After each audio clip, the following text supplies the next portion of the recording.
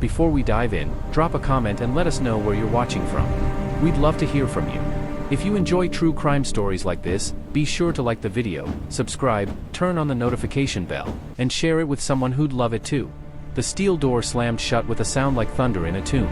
Special Agent Marcus Chen stood in the narrow corridor of ADX Florence Supermax Prison, the most secure facility in the United States, and felt the weight of concrete and reinforced steel pressing down from every direction. He wasn't supposed to be here.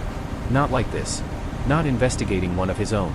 It was October 2024, and something impossible had happened. A message had been smuggled out of ADX Florence, a prison designed to make that very act inconceivable. The message contained details about 3 unsolved murders in Denver, crimes that had baffled investigators for 2 years. The sender? Inmate 09845, Robert, the architect, Brennan, a former city planner turned serial killer, who had been locked in solitary confinement for 8 years. But here was the problem that made Agent Chen's blood run cold. The murders described in that message had occurred 6 months ago. Brennan had been in isolation since 2016, with zero contact with the outside world. No phone calls. No visitors. No internet. Every piece of mail scrutinized. Every conversation monitored. Yet somehow, he knew details that had never been released to the public, details that only the killer could possibly know. Chen walked past cell after cell, each one a concrete box measuring 7 by 12 feet. The men behind these doors were monsters, America's worst nightmares given human form. Terrorists. Mass murderers. Crime lords.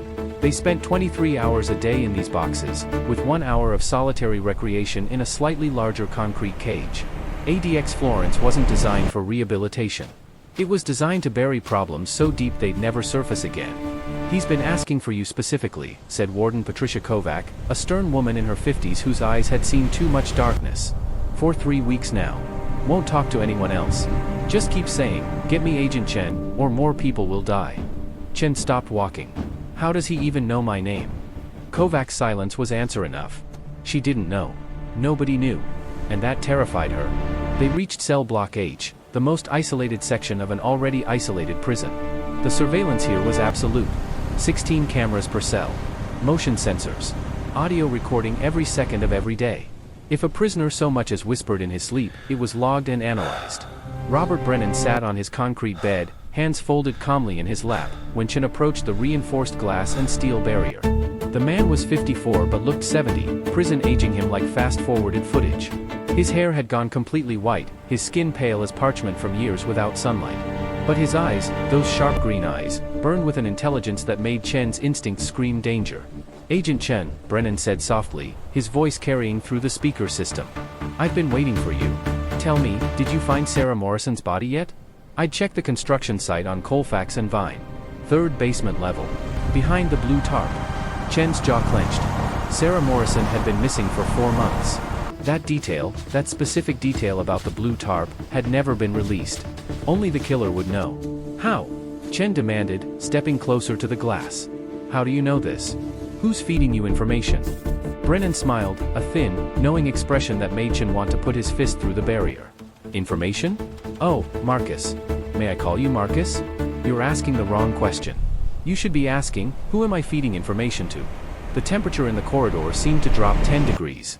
"I'm not just receiving messages from the outside, Agent Chen. I'm sending them. Instructions. Guidance. You see, just because my body is trapped in this 7 by 12 foot hell doesn't mean my influence stops at these walls. I've been conducting a symphony of violence from inside the most secure prison in America, and you people never even suspected." Chen felt his stomach twist. "You're lying. That's impossible." "Is it?" Brennan leaned forward, his face inches from the glass. "Then explain the message. Explain how I know about Sarah Morrison, about Detective Raymond's secret gambling debts, about the DA's affair with his paralegal. Explain how I know that in exactly 48 hours, someone very close to your investigation is going to die, unless you listen very carefully to what I'm about to tell you." Warden Kovac's radio crackled to life. "Ma'am, we have a situation. Prison transport vehicle just reported in. They're bringing in a new inmate for immediate processing. Says he has information about the Brennan case. He's demanding to speak with Agent Chen immediately." Chen's blood turned to ice. "Who is it?" There was a pause, heavy with dread. "Ma'am, it's Detective James Raymond. He's confessing to murder." Brennan's smile widened, revealing teeth that seemed too sharp, too knowing. "Ah, right on schedule. You see, Agent Chen, every piece is exactly where I placed it. Every move calculated years in advance. Welcome to my game.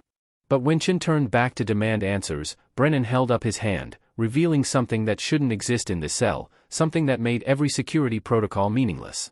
Scratched into his palm, fresh and bleeding, was a sequence of numbers. The same sequence found carved into the victims' bodies. 47 hours now, Brennan whispered. The clock is ticking. And Agent Chen? The next body? It's someone you know very, very well. Detective James Raymond looked nothing like the man Agent Chen had worked with for 6 years. Slumped in the interrogation room chair, hands cuffed to the metal table, Raymond's face was gaunt, his eyes sunken and bloodshot. He'd aged a decade in the 3 hours since his arrest. His confession had been voluntary, detailed, and absolutely devastating. I killed Sarah Morrison, Raymond said, his voice barely above a whisper. I killed Marcus Delgado. I killed Jennifer Hua. All 3 of them. Just like he told me to. Chen stood across from him, every muscle in his body rigid with controlled fury. James, look at me. Look at me. Who told you to? How is Brennan communicating with you? Raymond's laugh was hollow, broken. You still don't understand, do you, Marcus?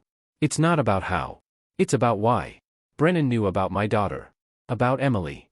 Chen felt the floor shift beneath him. Raymond's daughter, Emily, was 19 years old, studying pre-med at Boulder. What about Emily? She's been using, Marcus. Heroin. Started 2 years ago after her boyfriend died. I tried everything. Rehab, therapy, tough love. Nothing worked. She owed money to some very dangerous people. $50,000 to a cartel distributor named Vega. They were going to kill her. They sent me photos of what they do first. Raymond's hands trembled violently. Then 8 months ago, I got a letter. Plain envelope, no return address. Inside was a single sheet of paper with instructions. It said if I did exactly what it asked, Emily's debt would disappear. She'd be safe. Protected. All I had to do was follow the plan. What plan? Chen demanded, though ice was already forming in his veins. The letters came every week. Always different locations. Always untraceable. They told me who to kill. When to kill them, how to stage the bodies.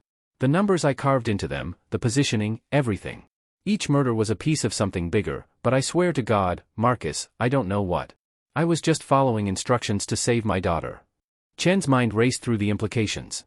3 victims over 6 months. Marcus Delgado, a public defender. Jennifer Hua, a federal prosecutor. Sarah Morrison, a forensic accountant. No apparent connection between them, except now, horrifyingly, there was. They were all pieces in Robert Brennan's game. Where are the letters now? Burn them. Like the instructions said. But Marcus, here's the thing that made me turn myself in. This morning, I got the final letter. It said my job was done, that Emily was safe, and that in exactly 48 hours, I needed to confess everything to you specifically. It said you'd be at ADX Florence when I arrived. It knew, Marcus. Whoever sending these letters knew exactly where you'd be, exactly when. The interrogation room door burst open. Warden Kovac stood there, her face ashen. Agent Chen, we have a critical emergency. It's Brennan. You need to see this now. Chen followed her at a sprint through the corridors back to cell block H. A crowd of guards and administrators had gathered outside Brennan's cell, all staring at something through the reinforced glass with expressions of disbelief and horror. Brennan's cell was empty. The bed was made. The toilet, sink, everything exactly as regulations required. But painted on the wall in what appeared to be blood were coordinates, a date, and a single word, excavate. That's impossible, Kovac breathed. He was on camera 20 minutes ago. I watched him myself. The door never opened. No one entered or exited. Chen pulled up the security footage on a nearby tablet. There was Brennan, sitting calmly on his bed at 14:32. The timestamp rolled forward. 14:33, 14:34. At 14:35, the image flickered, just for a fraction of a second. When it stabilized, Brennan was gone. The cell empty. The message on the wall. Run that back, Chen ordered. Frame by frame. They watched in stunned silence as the technician isolated the flicker. One frame showed Brennan. The next frame showed an empty cell. No fade, no transition. He simply ceased to exist in one frame and was gone in the next. Check every camera in the facility, Chen snapped. Perimeter, corridors, everything. He has to be somewhere. But 20 minutes of frantic searching revealed nothing. Robert Brennan had vanished from the most secure prison in America without triggering a single alarm or appearing on a single camera beyond his cell. Chen's phone buzzed. Unknown number. Against every instinct, he answered. Hello, Marcus. Brennan's voice, calm and measured, filled his ear. Beautiful day outside, isn't it? I'd forgotten what fresh air tastes like. Where are you? How did you get out? Out? Oh, Marcus, I never left. That's the beautiful irony. I'm still in my cell, sitting on my bed, exactly where your cameras show an empty room. You see, the question isn't where I am. It's where you think I am. Perception versus reality. It's all about controlling what people see. Chen glanced back at the cell. Still empty on every camera. But Brennan's voice continued in his ear, clear as if he were standing right beside him. The coordinates on the wall, Marcus. You should probably check them. Before someone else does. Before you find what's been buried there for 3 years, waiting for exactly this moment. And Marcus? When you dig, remember that every victim, every murder, every move, was building toward one singular purpose. You're about to uncover why. Wait, Chen started, but the line went dead. He pulled up the coordinates on his phone. They led to a property on the outskirts of Florence, Colorado. Less than 2 miles from the prison. An abandoned industrial site scheduled for demolition next week. Kovac was shouting orders into her radio, the entire facility on lockdown, but Chen was already moving, already calling for backup, already dreading what they would find when they started digging. Because as he ran through the corridors of ADX Florence, past cells containing America's most dangerous criminals, Chen realized something that made his blood freeze. The message on Brennan's wall wasn't written in the killer's blood. He'd seen enough crime scenes to know. It was written in someone else's. Someone who was already dead. And according to the date painted beside the coordinates, that someone had been buried 3 years ago, long before any of these recent murders began. Which meant Brennan's plan, whatever it was, had been in motion far longer than anyone suspected. Chen burst through the facility's main exit into the Colorado afternoon, where a forensics team was already assembling. Helicopters circled overhead. SWAT vehicles screamed toward the coordinates. But as he jumped into his car, Chen's phone buzzed one more time. A text message. No number. It contained a single photo. His partner's ID badge. Next to a fresh grave. And beneath it, 2 words that made his heart stop: keep digging. The excavation lights turned night into day at the abandoned industrial site, casting harsh shadows across the disturbed earth. Agent Chen stood at the edge of the pit, watching the forensics team carefully remove layers of soil. 3 years of Colorado weather had compacted the ground, but ground-penetrating radar had confirmed it. Something was buried here, exactly where Brennan's coordinates indicated. 15 feet down, they found the first body. Not his partner. Not yet. This was someone else entirely. Dr. Sarah Reeves, the forensic anthropologist, looked up at Chen with an expression he'd never seen on her face before. Pure confusion. Marcus, this doesn't make sense. The state of decomposition suggests this person has been here for approximately 3 years, just like Brennan indicated. But the dental records just came back. She paused, her hand trembling slightly as she held up her tablet. This is Robert Brennan. The words hung in the air like a physical weight. Chen felt the ground tilt beneath him. That's impossible. Brennan is alive. He's in ADX Florence right now. Is he? Reeves asked quietly. Because according to every forensic marker we have, this body has been in the ground since 2021. Which means whoever has been in that cell for the past 3 years, it isn't Robert Brennan. Chen's mind raced backward through every interaction, every case file, every detail. Robert Brennan had been arrested in 2016 for a series of murders in Denver. Sentenced to life without parole at ADX Florence. 8 years of documented incarceration. Thousands of hours of surveillance footage. Medical examinations. Dental records. Fingerprints. Pull up Brennan's intake records from 2016, Chen ordered into his phone. Original fingerprints, DNA, dental records. Everything. While they waited, the excavation continued. 20 feet down, they found the second body. Then a third. Then a fourth. Each one had been dead for approximately 3 years, all buried within weeks of each other. Chen's phone lit up with the archived records. He compared them side by side with the body in the ground. Perfect match. The man in the grave was definitively Robert Brennan, the same man who had been convicted in 2016. Which meant the man who had been in that cell, the man Chen had spoken to just hours ago, was someone else entirely. Oh God, Chen whispered, pulling up the security footage from ADX Florence on his tablet. He scrolled back through the archives, looking for something, anything that would explain this impossibility. Years of footage. Brennan in his cell. Day after day. Never leaving. Never changing. Except he had changed. Chen froze the footage from 2021, 3 years ago. He compared it to footage from this morning. The man was similar, but not identical. Subtle differences in facial structure. The way he moved. The tilt of his head. How had no one noticed? Because no one was looking. No one expected an imposter to replace an inmate inside the most secure prison in America. Chen's phone rang. Warden Kovac. Agent Chen, we have another problem. We finally got into Brennan's cell to collect DNA evidence from the blood on the wall. But the cell, it's not empty anymore. What do you mean? There's someone in there. A man. He matches Brennan's description, but Marcus, he's been dead for at least several hours. Rigor mortis is already setting in. He's been dead since before you arrived at the prison this morning. Chen's vision blurred at the edges. That's impossible. I spoke to him. We all saw him on camera. The cameras, Marcus. Someone tampered with them.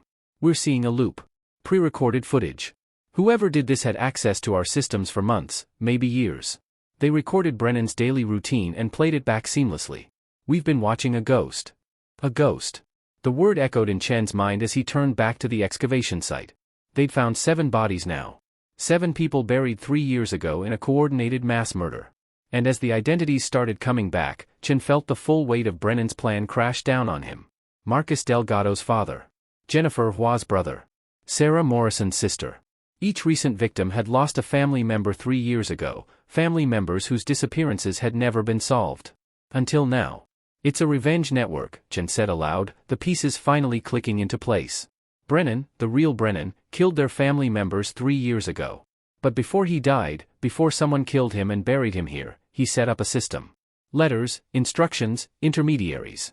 He recruited people whose loved ones had been hurt by these families. People who wanted justice, or thought they did. He turned them into killers, into his instruments of revenge even after death. Detective Raymond had been one of them.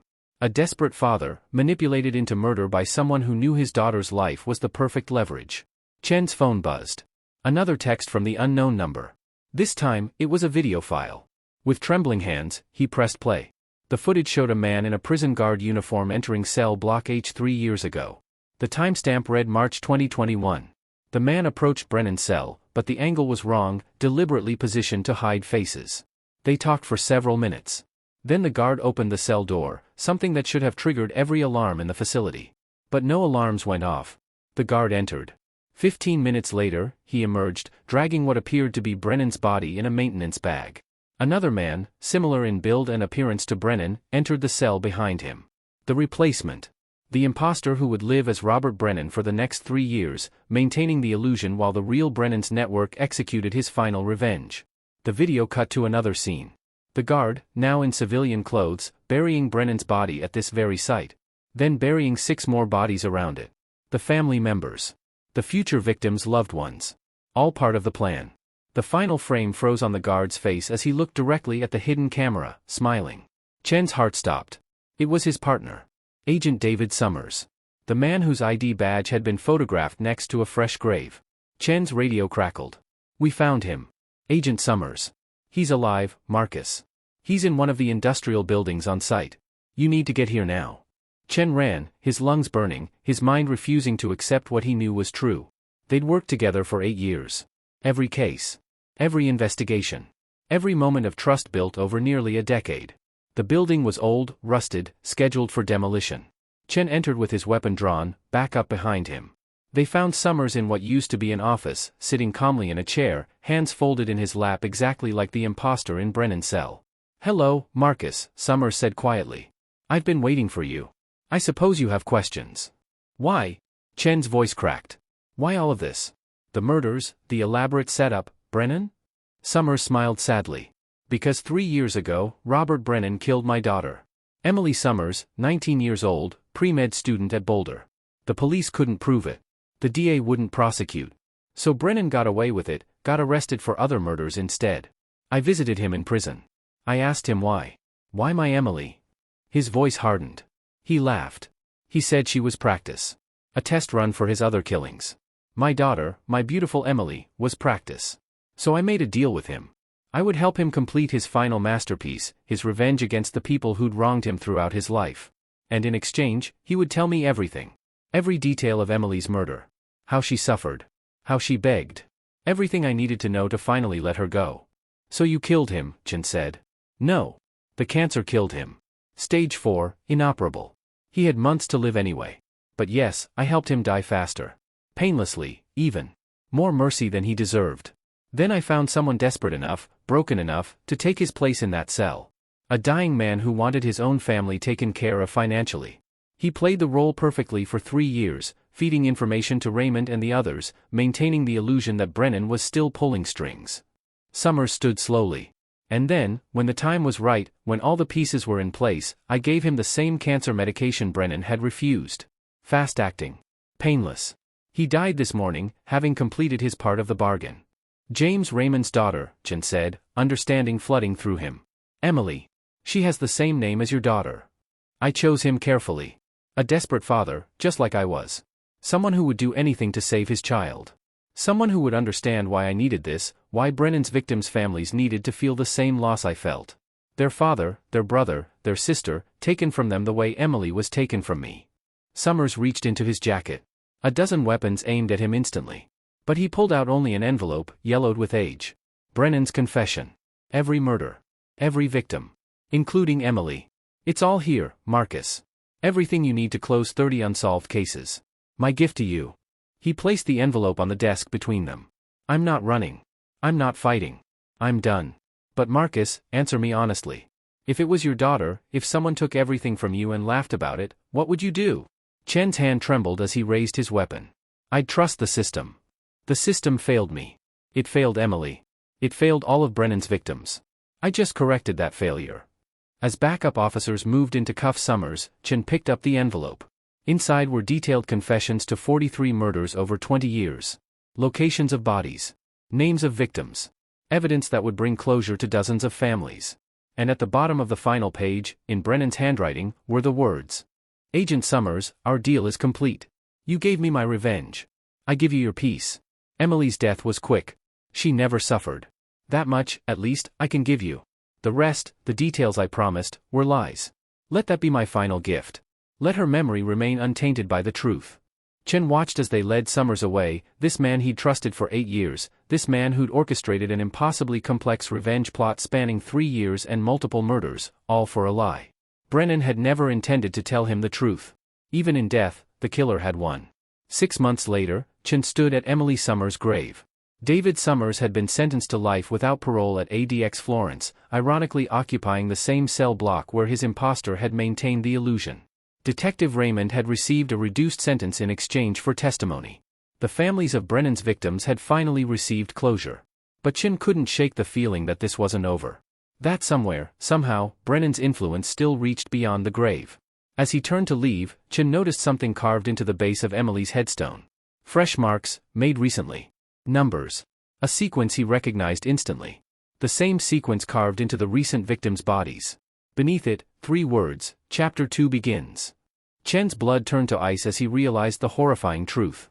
Everything, all of it, the murders, the investigation, the confessions, had been prologue. The real game was just starting. And this time, he had no idea who the players were.